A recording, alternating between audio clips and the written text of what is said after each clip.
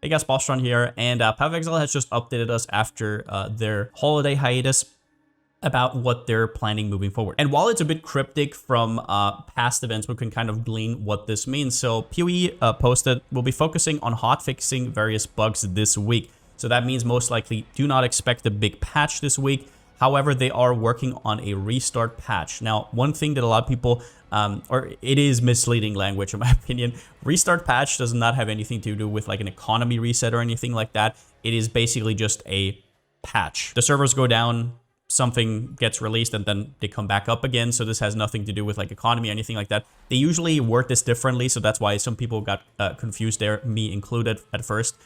But they did clarify it down here, just so you know.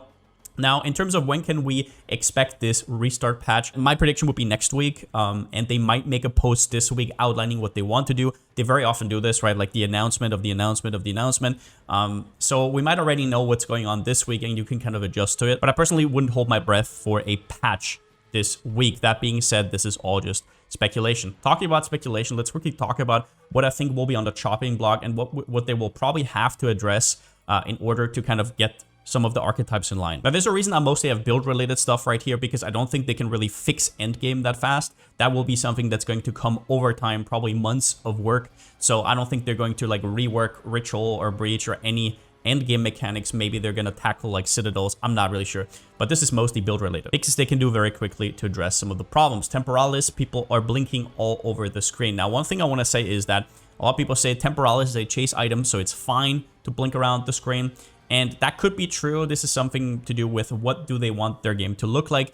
Do they want it to be a reskin of PoE 1? If so, they can obviously keep Temporalis in the game because they're just going to add more and more. But from everything I've seen, even like the last 6 years, unless they completely reversed course, I think something like Temporalis and Blink will not be in the game for too long. Doesn't mean I necessarily want it to get nerfed. I would like the game to be different than PoE 1, but if not, I'll also be fine either way. But Choir of the Storm and Elemental Storm, and in general, just like items that have an internal cooldown that will basically result in infinite damage are going to get fixed. I'm 99% sure of this. I mean, basically 100%. So that's the question with Temporalis. Blink in general, one thing I will say is Blink feels a little bit out of place in this game right now. If you've been blinking a lot, you know you get stuck everywhere. So it seems like they just kind of threw this in last second. I don't really know what they were trying to do with Blink, but maybe make the game a little bit smoother in the meantime. But I think, yeah, I don't know what they want to do with Blink moving forward. Either way, Archmage scaling is most likely going to be addressed when it comes to builds that... I mean, it also kind of feeds into Gemling. Legionnaire scaling, if you guys haven't seen like the builds that reach up to 20,000 mana, they're pretty broken, especially with Mind Over Matter. And the issue with them is more that there's not really any alternatives for spellcasters right now. Obviously, they're also strong, but that is the main thing. It seems like every archetype kind of has like this one niche what kind of has to go into. Same with attack-based builds. A lot of them are going for Hand of Wisdom and action scaling, even crossbows. Anything that you throw like 100+ divs on, just stack intelligence, maybe get an Astramantis or stuff like that, and it's going to be vastly better than any normal scaling build. So meaning just a normal, really good crossbow or really good bow or really good whatever. Hand of Wisdom action is most likely going to outscale that, so I think they're going to tackle that. When it comes to Grim Feast and Energy Shield, honestly, I mean, this is like the most repeated talking point ever. The state of the passive tree makes Energy Shield vastly superior to life right now. It is kind of weird how it's balanced currently. I'm not sure where they want this to go. And I said Grim Feast / Energy Shield for a reason, because I don't think just fixing Grim Feast will actually help. It will be a start, but Energy Shield as a whole is still way, way, way better. Especially with items like this helmet right here, which might also not survive. We will see. Now, if you guys think I'm like being a little bit dramatic here about like, oh, don't nerf all these. It's like I'm talking in the perspective from GGG, right? Like I've been here before, PoE 1 rep, and they want this game to be a lot more, I don't know, grounded, or at least from what I know. So I think most of these will happen eventually, and it just is something we will have to adapt to, and the meta will shift quite a few times during the early access, and I think that's personally fine with me. Energy Shield, yeah, I don't know how they're going to tackle it. Mostly reduce the amounts you can get on gear, as well as that reduce the percentages. I'm not really sure.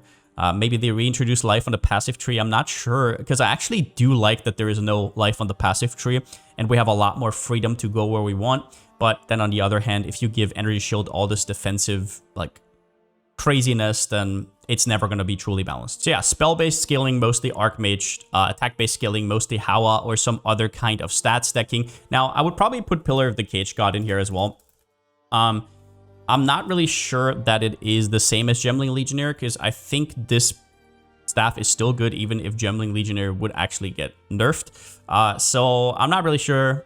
Like, there has to be some kind of endgame scaling, right? They just kind of have to decide what they want it to be. And then, well, Monk's Bell is kind of OP right now. But then again, if they nerf it, what does Monk really have for single target? It's hard to say, because almost all of their single target comes from it. So are they going to reduce the damage by 50%? Is it still going to be fine? Are they going to absolutely nuke it? Not really sure. Now, one build that's, in my opinion, almost certainly on the chopping block is cast on minion stuff. For example, the Comet by Kai. The issue is not really how strong this build is, but because of server load.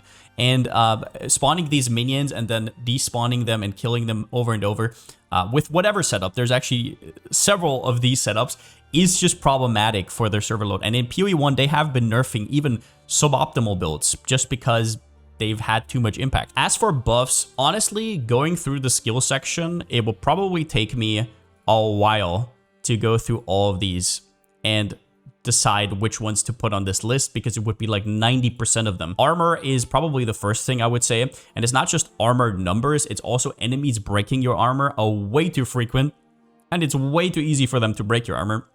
That is an issue. So even if they increase the formula, it might be a problem. Mace skills, see, this is an issue because they're so slow and clunky, and I just cannot do anything with them. I just don't want to play them. I just want to stick them on a totem, if anything. But I guess for the power fantasy, there has to be that kind of archetype. So maybe just give them more damage and make them stay clunky for the few people that want that. I'm not really sure. I'm not like these kind of skills that where you just have a wind up time for like 2 seconds and meanwhile 20 mobs are jumping at you. I personally just don't get why I would want to play that, but I know there is people who like it, so I don't want to take that away from people. But mace skills need something.